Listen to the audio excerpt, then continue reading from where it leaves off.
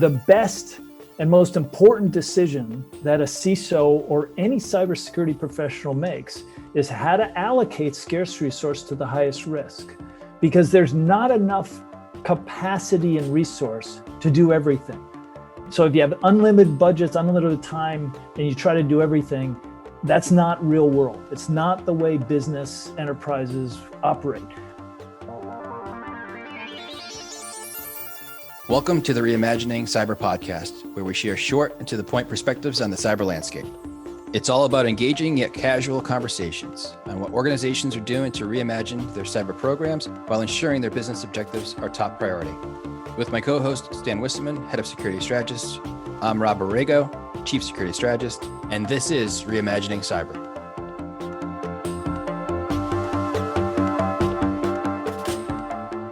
So Stan, who do we have joining us on this episode?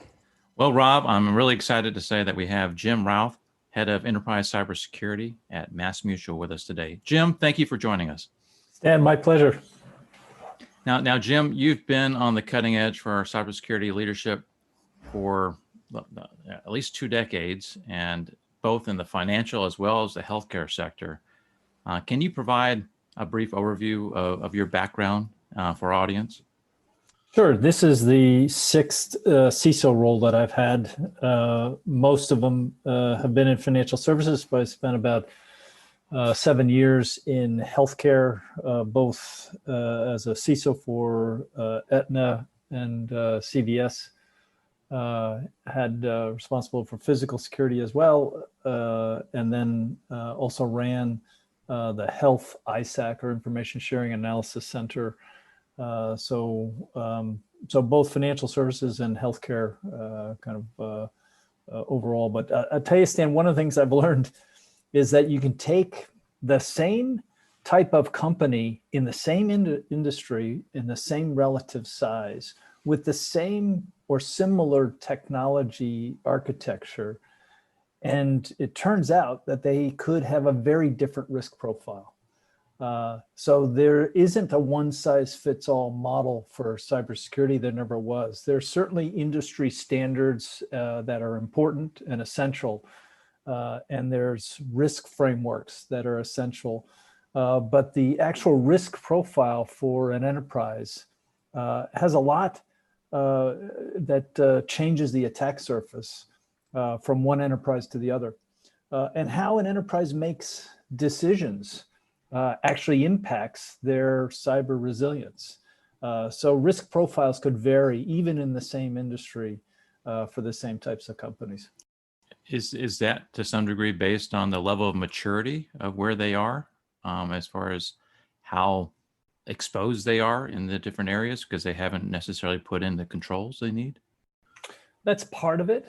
Another part of it is the actual attack surface can be exponentially greater based on the data protection and data classification model that's used. I'll give you an example.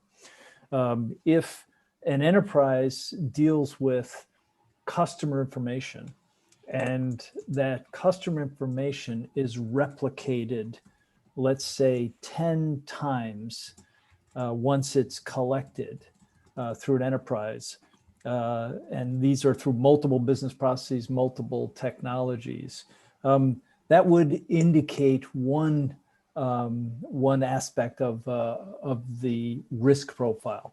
If you take the exact same scenario, but multiply the 10 times of replicating that data to 200 times, that enterprise dealing with, again, the same information, but promulgated throughout hundreds of business processes used by thousands of employees that have access to it across multiple systems and databases, the attack surface is fundamentally exponentially greater than the previous enterprise. And so how the data is used in the enterprise is a key correlation to the actual size and breadth of the attack surface, giving the threat actor more opportunity to access that information versus smaller, more contained, and more well-protected source of data.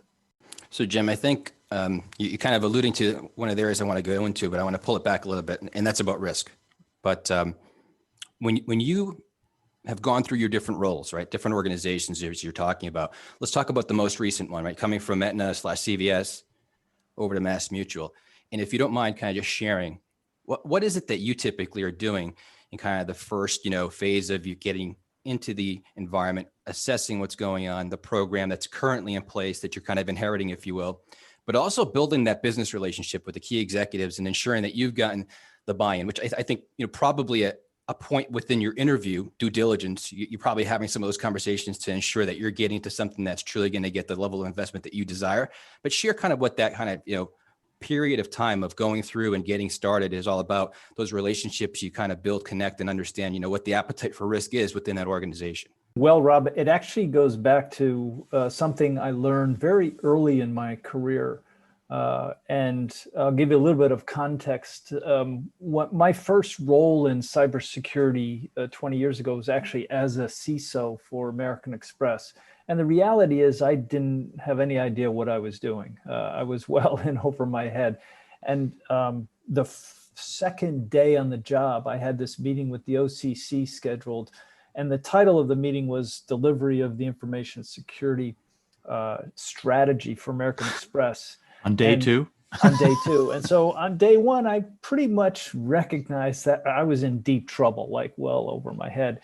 And I made a phone call to somebody that was recommended to me, a guy named Steve Katz, who turns out he was the first CISO ever. And I said, Steve, I got this meeting with the OCC tomorrow. I'm new to cybersecurity and I'm clueless and I need help. And he said, oh, well, congratulations. And he said, look, I'll be right over. Literally, he hung up the phone. For 45 minutes later, he came over to my office, brought two other people with him. There were two other CISOs for other financial service firms that dropped everything they had to do that day to help me prepare for the OCC presentation. Wow. And the three of them put the entire presentation together for me, had me rehearse it. They basically role played the OCC. And then they, 4 hours later, they said, you're ready. And I was like, I don't feel ready. They said, look, just do exactly what we told you to do. And I did. I followed their instructions completely the next day. And turns out that the OCC said, yeah, I think that's a pretty good strategy. We'll see you in a year, which is about as good as it gets. What it taught me at that point in time is that there was a formula. And the formula was basically pick an industry standard, align your cybersecurity control procedures with the control objectives in the risk framework, and then get a third party to attest to that on a regular basis on the efficacy of your controls and fix all of the gaps that you find on an ongoing basis. And that was the model that I thought, again, 20 years ago, was the one-size-fits-all model that works for every single enterprise. And so I took that model with me in my second CISO role, but largely because I was a bit naive and early in my career in security, I studied the threat actors and what they did because I wanted to learn more about cybersecurity. And it turns out that of all the stakeholders in an enterprise that bought into this use of industry standard risk frameworks, the board bought into it, the audit committee bought into it, auditors, regulators, CIOs, CTOs, like everyone in the enterprise bought into this notion of applying an industry standard risk framework and aligning your controls to that. And that's as good as it gets. That's best in class cybersecurity. The only stakeholder that didn't buy into that were the threat actors. And the threat actors recognized that if it's a vanilla environment with the same controls, with a follow the herd mentality across the enterprise, all they had to do is deviate their tactics, bypass controls, and then they're going to be successful at every single enterprise that they apply that with, assuming enterprises follow an industry standard model. And at the time, that was what everybody did. They followed the blueprint, right? Say it again. They followed their blueprint. They followed the blueprint. And So I recognized, because I really wanted to keep my job, I noticed that if I get fired for a major cybersecurity breach, my wife is very unhappy. And that's a problem. That creates a problem at home. This is something you want to avoid at all costs. And so I recognized that in order to avoid that kind of situation at home, what I needed to do was to recognize that risk is different from industry standard risk frameworks, and that risk is different across different enterprises based on the risk profile of that enterprise. And so it started, probably the realization started to hit me when I looked at software security. So it turns out with software security, and again, this is back in the day, this is a while back, but at the time, there were probably 80% of all of the commonly used consumer digital web applications had high-risk vulnerabilities in the code that was driving those applications. And the reason for that is because nobody was spending any time thinking about how to remove those defects from the development process, because they were, focused on getting functionality in the marketplace as quickly as possible, right? I'm thinking of Adobe. Exactly. Adobe Flash is an example. Yeah. It's a great example. And it's not that they didn't have good engineers. It just turns out that, I could be a world-class writer, which I'm not, but if I were a world-class writer, I'd be crazy not to use the spell check and grammar check in Microsoft Word when I produce any content. Well, it turns out that maybe we had world-class developers, but they weren't using the tools available to them to identify defects in the development process and remove those defects. So that was one fundamental problem. The other fundamental problem is that even with all of the defects that are readily visible and available across websites, there was no attribution. So when a consumer had their data compromised, they weren't making the correlation that that was because a website was poorly developed and designed. They weren't attributing it back to the website. And so there was no incentive for enterprises to invest in better cybersecurity controls for software or software security. And so what I did is I recognized that to make it compelling for an organization to adopt the right practices for software security, it had to be economically viable. It had to be, there had to be some economic benefit, because economic benefit is something that every CFO, CEO, CIO, C-suite executive understands. And you don't have to get into the arcane nature of the difficulty of attribution of software. You can just say, look, since we build software, let's build it with quality the first time, because it costs less than building it without quality and then going back and trying to fix the defects. It's kind of like manufacturing a car that has dents in the driver's side door coming off the assembly line. And then and many organizations already have quality built into MVOs for their development leads. And so if you can piggyback on that, right? Exactly right, Stan. Yeah. And so, the gap between industry standard risk frameworks and the actual risk profile of the enterprise was getting larger because threat actors were deviating in their tactics. And that's when I realized the difference between compliance-based security and risk-driven security. And risk-driven security is where you study threat actor tactics and you change your controls when the tactics change and evolve. I think you call it, Jim, non-conventional security controls. Unconventional controls. So right. Conventional security controls are well established in risk frameworks, and they represent an excellent place to start, and they're absolutely essential for an enterprise, but they're insufficient. They're not enough to protect your spouse from the vagaries of getting fired for major security breach. You have to recognize that risk is different than compliance, and changing controls based on changes in the evolution of threat actor tactics is fundamentally required for cyber resilience today, whereas compliance to industry standard frameworks was sufficient yesterday. And I'm talking, decades ago. So that's the fundamental difference. And most enterprises I've been to in my current experience here is at MassMutual, I had to change the mindset from a compliance-oriented view of cybersecurity to a risk-driven view of cybersecurity. And today, the enterprise, from the CEO all the way down to every single employee and contractor that's working in the environment, demonstrates cyber resilience in proactive behaviors to design and implement controls as threat actors evolve their tactics. Now, Jim, a question for you, I guess a statement first and then a question. What you were talking about as it relates to that kind of compliance approach, and then pivot to really being risk oriented. I completely agree with that. And I've always discussed, and I want your opinion on this, I've always discussed it from the perspective of whatever I need to do from a compliance perspective to get the check to get by, I'm going to obviously accomplish that for our business.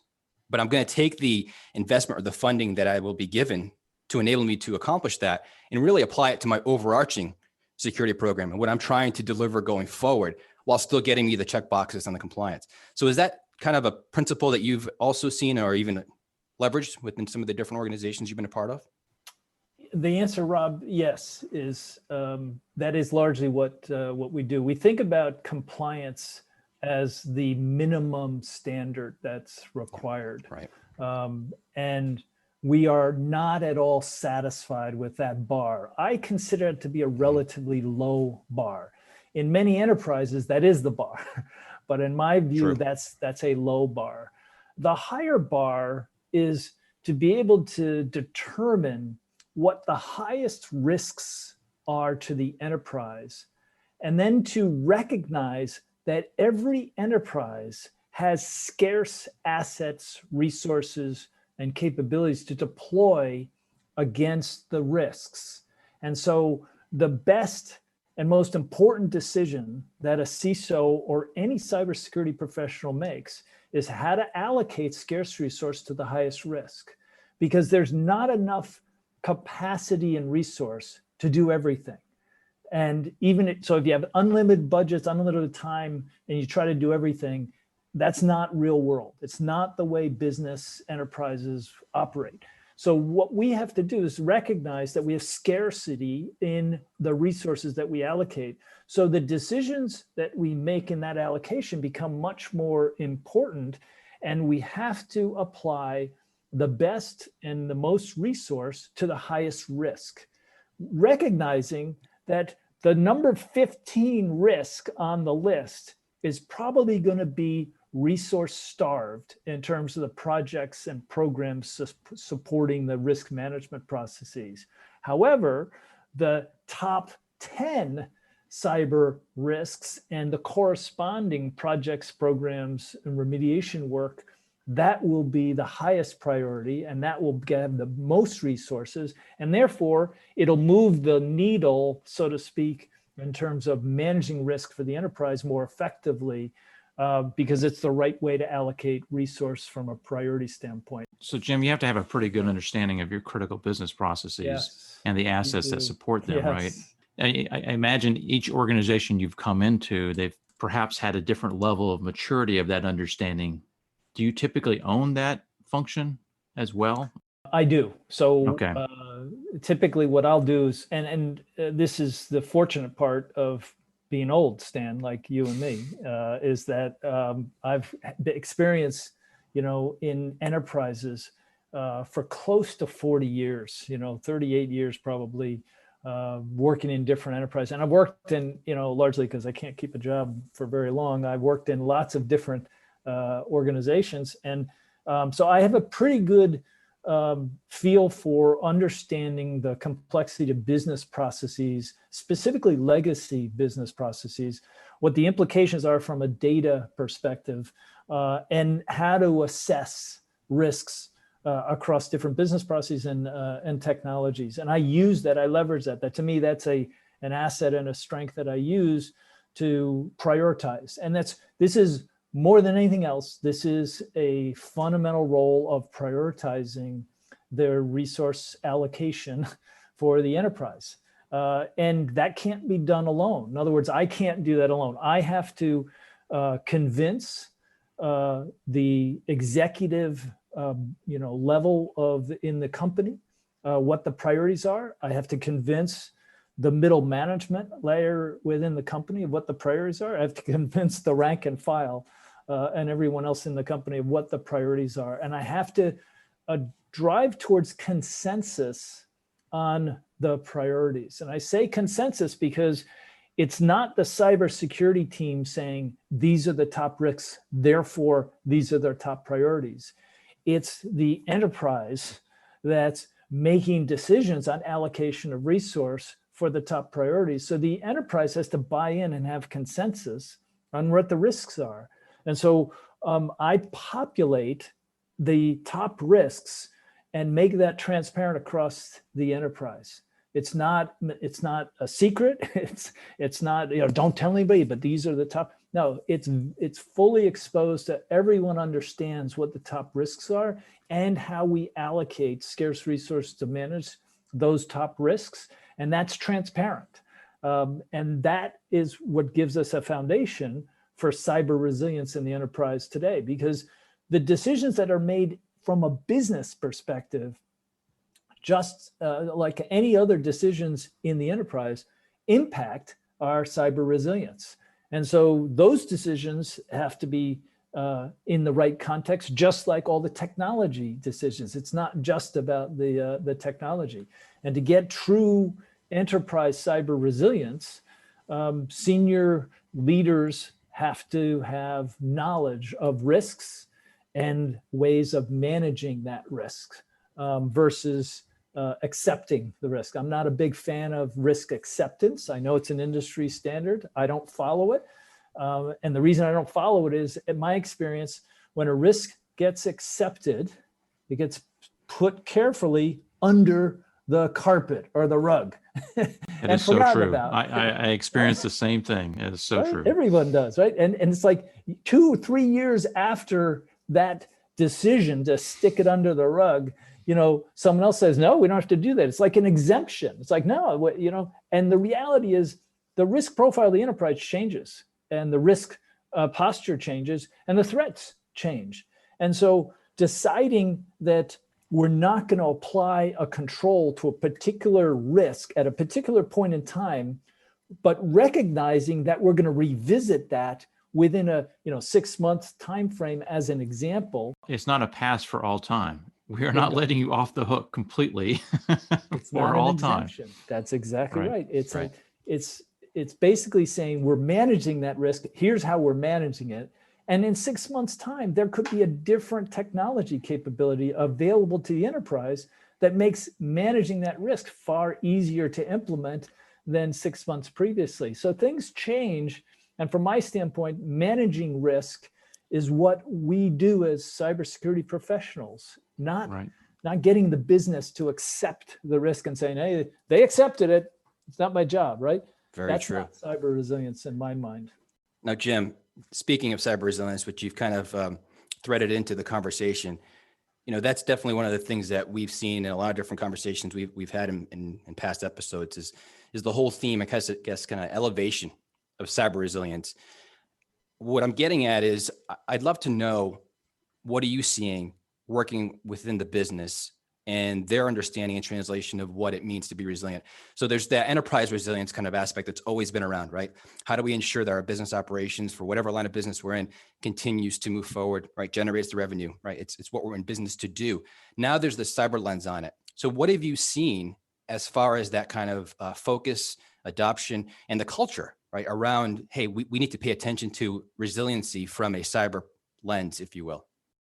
So Rob, I think that's a great question. And to answer that question, I'm going to give you an example, a specific example that can do a far better job of telling a story with the answer than what I could come up with. So the head of enterprise risk for the company suggested a tabletop exercise for the executive leadership team. That's the senior executives. That would be the CEO and the CEO's direct reports. And I said, hey, that's a brilliant idea. Exercising our ability to respond to scenarios is part of cyber resilience, and certainly we'll promote that across the enterprise. So absolutely. So we decided to use, we had seen some trends of changes in threat actor tactics related to ransomware. So instead of just using phishing to exfiltrate or to share malware once somebody clicks on a link, which is kind of traditional, conventional ransomware deployment, we're seeing ransomware as a service.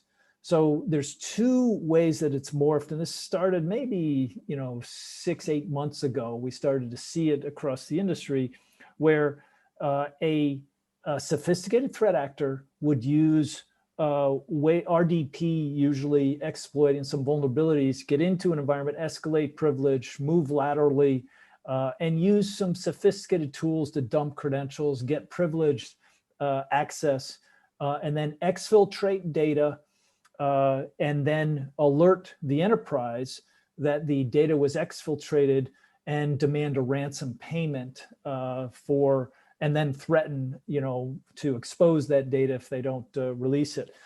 So that was one variant. The other variant was basically using denial of service attacks as a precursor to a ransomware request, a ransom request, and again, using different technology, and both cases, pretty sophisticated use of technology capability to basically extort a ransom payment.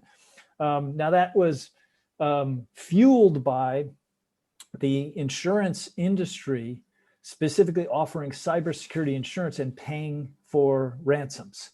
Okay, and so this is something that's becoming much more frequent and an episode for enterprises because of that kind of cycle. And so we decided to do a tabletop using this scenario, attacking one of our advisor, basically our third-party advisors that distribute our products.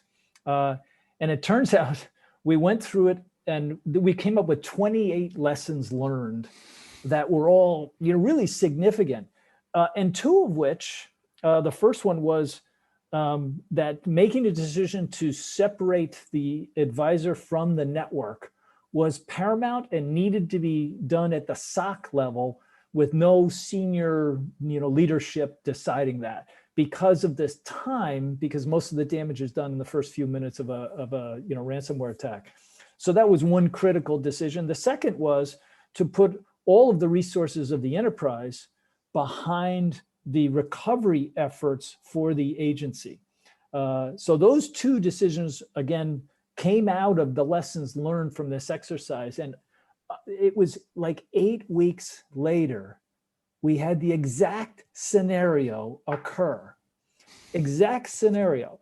And not only were we well prepared for that, we were able to disrupt the threat actor so that the amount of data that they exfiltrated was insignificant. It was old data and was very small scale.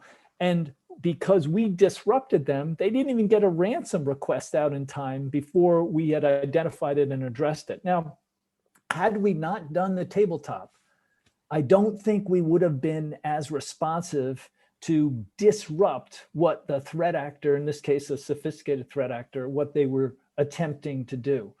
And so in my mind, that's the best example of cyber resilience across the enterprise. It started really from a business perspective, worked its way through the entire technology infrastructure, and in this case, through the distribution channel for the enterprise, and ended up with not only an opportunity to respond and recover very quickly with minimal business impact in real time, but then apply the lessons learned in the real incident to adjustments and changes going forward. Again, promoting this notion of cyber resilience across the enterprise. So That's an actual event, and that's probably the best way I can describe cyber resilience. It's a great way of describing it and a great analogy, because you just talked about, right, the preparation and the investment, right, that the executive committee had in realizing that this is important, and then the realization, right, of it taking place and how you were able to withstand and then adjust going forward. So I think that's an absolutely great example.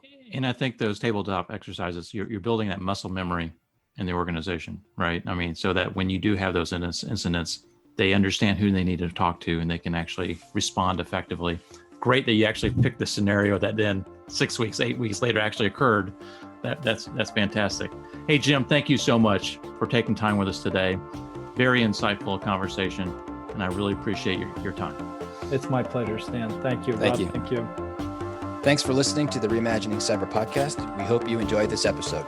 If you would like to have us cover a specific topic of interest, feel free to reach out to us, and you can find out how in the show notes. And don't forget to subscribe.